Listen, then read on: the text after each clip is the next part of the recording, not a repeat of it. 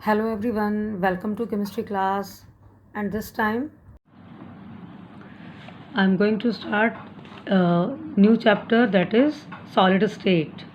First chapter है, first unit है, and in this chapter you will study about the characteristics of solid state, means solid substances क्या होते हैं, उनकी क्या characteristic properties होती हैं, then उनका classification, how will you classify, and उसका जो क्लासिफिकेशन होगा on the basis of nature, ठीक है।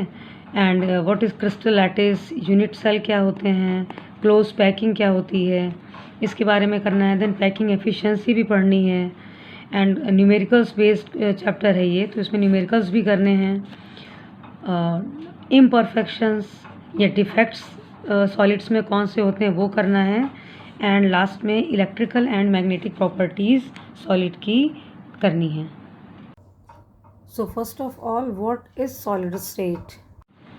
The state of any substance can be measured by mainly two factors, that is intermolecular forces and thermal energy. In case of solid substances, intermolecular forces between the constituent atoms or ions or particles are maximum. जो forces होंगे उन particles के बीच में वो सबसे ज़्यादा होंगे in case of solid substances, and जो थर्मल एनर्जी होगी वो लीस्ट या मिनिमम होगी, सबसे कम होगी। तो सॉलिड के केस में इंटरमोलिकुलर फोर्सेस मैक्सिमम होते हैं और थर्मल एनर्जी सबसे कम होगी। And also solid substances have definite shape and mass, उनका मास भी फिक्स है, शेप भी फिक्स है। They have definite volume, they are rigid in nature, means hard होते हैं। एंड नेग्लिजिबल इंटरमोलिकुलर स्पेस, उन कॉन्स्टेंट पार्टिकल्स के बीच में स्पेस नेग्लिजिबल या बिल्कुल ना के बराबर होगा। ऑल्सो डेंसिटी उनकी सबसे ज़्यादा होती है, सॉलिड सब्सटेंस हैं, एंड उनमें डिफ्यूज़न पावर सबसे कम होगी। अगेन रीज़न वही है, फोर्सेस बहुत ज़्यादा होंगे, टाइटली पैक्ड होंगे, तो फ्लो करने की टेंडेंसी या डिफ्यूज़ होने की टेंडेंसी सॉलिड सब्सटेंसेस में सबसे कम होगी। And constant particles in solids have fixed positions and they can only oscillate about their mean positions, ठीक है।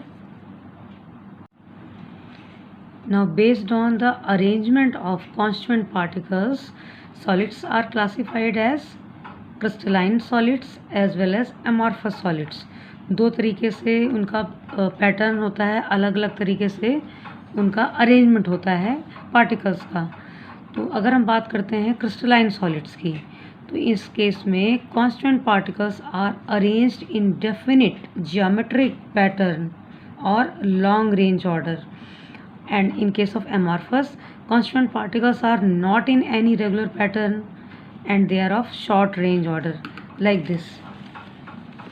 जो क्रिस्टलाइन सब्सटेंसेस हैं इसमें जो पैटर्न होगा, कहीं से भी स्टार्ट कर सकते हैं, वो पैटर्न हमेशा सेम होगा।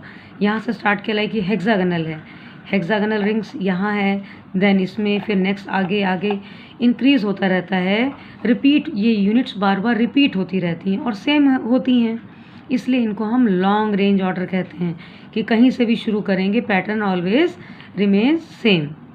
लेकिन जो एमॉर्फस होते हैं, अभी क्या है, कॉन्स्टिट्यूटिंग पार्टिकल्स ही तो हैं, एटम्स, आयंस और मॉलिक्यूल्स जो भी हैं, बट इनका कोई एक रेगुलर पैटर्न नहीं होता। कहीं पे ऑक्टाहेड्रल हैं, कहीं पे हेक्सागनल फॉर्म में हैं, कहीं पे टेट्राहेड्रल हैं, ठीक है। तो इनका कोई रेगुलर पैटर्न ही नहीं है, कहीं पे कुछ हैं, कहीं पे कुछ हैं, तो इसलिए इनको हम शॉर्ट रेंज ऑर्डर कहते हैं, ठीक है। शॉर्ट रेंज, थोड़ी सी सेम हुई, हेक्सागन बना, मे बी आगे पेंटागन में आ गया, ठीक है। तो इनका कोई एक डेफिनेट परफेक्ट शेप नहीं होता एमॉर्फस सब्सटेंसेस का। Then second thing is they have sharp and characteristic melting point. सबसे इम्पॉर्टेंट, जो क्रिस्टलाइन सब्सटेंसेस होते हैं उनका जो मेल्टिंग पॉइंट होगा वो शार्प होगा, एग्जैक्ट होगा, फिक्स होगा। मतलब जो भी सब्सटेंस सॉलिड है, क्रिस्टलाइन सॉलिड है, वो एक अपने पर्टिकुलर मेल्टिंग पॉइंट पे ही मेल्ट होगा, ना कम ना ज़्यादा, that is fixed. But amorphous they don't have sharp melting point, they gradually soften, वो धीरे धीरे पहले सॉफ्ट होंगे, देन उसके बाद वो हार्ड हो जाते हैं। मीन्स हम उसे किसी भी शेप में कन्वर्ट कर सकते हैं, लाइक प्लास्टिक। प्लास्टिक को अगर हम हीट करते हैं तो धीरे धीरे वो सॉफ्ट होती है, उसके बाद वो कोई भी शेप लेके हार्ड हो जाएगी। तो उसका कोई एक डेफिनेट पर्टिकुलर मेल्टिंग पॉइंट नहीं होगा एमॉर्फस का। दे आर क्रिस्टलाइन के केस में third is they are anisotropic, that is in different direction they have different properties. मतलब अगर हम बात करते हैं क्रिस्टलाइन की तो इनकी प्रॉपर्टीज़ हर डायरेक्शन में अलग होगी। फॉर एग्ज़ाम्पल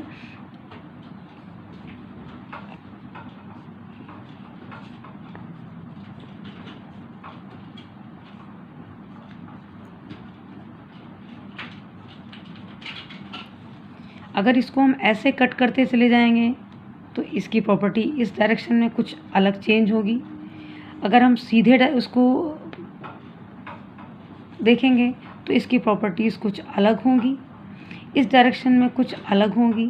क्रिस्टलाइन के केसेस में जो डायरेक्शन डिफरेंट डायरेक्शन है तो इनकी प्रॉपर्टीज़ डिफरेंट होंगी। लेकिन जब हम बात करते हैं एमॉर्फस की तो इनका कोई रेगुलर पैटर्न ही नहीं है, कहीं से भी देखेंगे इनकी प्रॉपर्टीज़ सेम होगी। तो जो एमॉर्फस होते हैं वो आइसोट्रॉपिक होते हैं नेचर में। तो amorphous they are iso means same, isotropic that is they are directions are same and properties are also same. कोई भी डायरेक्शन होगा प्रॉपर्टीज़ उसमें हमेशा सेम होंगी। डिसऑर्डरली अरेंज, क्योंकि जो पार्टिकल्स होते हैं उनका कोई फिक्स ऑर्डर नहीं होता। और ये अनआइसोट्रॉपिक मतलब जो सेम ना हो। एंड लास्ट है cleaved along definite planes, cleaved by irregular surface. जब हम क्रिस्टलाइन सॉलिड को अगर हम कट करते हैं, क्लीव मतलब ब्रेक, उनको तोड़ते हैं, कट करते हैं, तो एक बिल्कुल प्रॉपर उनका एक फिक्स या स्मूथ प्लेन होगा, ठीक। लेकिन जब हम इसको करते हैं, एमॉर्फस की क्लीविंग करते हैं, क्लीव करते हैं, कट करते हैं, तो कोई इनका स्मूथ प्लेन नहीं होता। लाइक हम ग्लास को अगर कट करेंगे तो स्मूथ नहीं होगा, कोई भी शेप होगा उसका, उस फॉर्म में ही वो क्लीव होता है, ठीक है। एंड जो क्रिस्टलाइन सॉलिड्स होते हैं दे आर ट्रू सॉलिड्स, जो हैं वो हैं, they are true solids. Like जितने भी आपके आयरन है, ये सोडियम क्लोराइड है, मैग्नीशियम सल्फेट है, सिल्वर है, गोल्ड है, जितने भी हैं ये सारे क्रिस्टलाइन सॉलिड्स हैं। लेकिन जो एमॉर्फस सॉलिड्स होते हैं दे आर स्यूडो सॉलिड्स, और उनको you can also say these are super cooled liquid. Pseudo मतलब होता है फॉल्स, ये फॉल्स सॉलिड हैं या उनको हम सुपर कूल्ड लिक्विड कहते हैं। मीन्स उसमें फ़्लो करने की टेंडेंसी भी होती है, जैसे लिक्विड फ़्लो करता है, फ्लूडिटी होती है, वैसे ही प्लास्टिक ये भी फ़्लो करता है, ठीक है, इसलिए इसको सुपर कूल्ड कह देते हैं। और इसके एग्जांपल हैं ग्लास, रबर, प्लास्टिक एट्सेट्रा।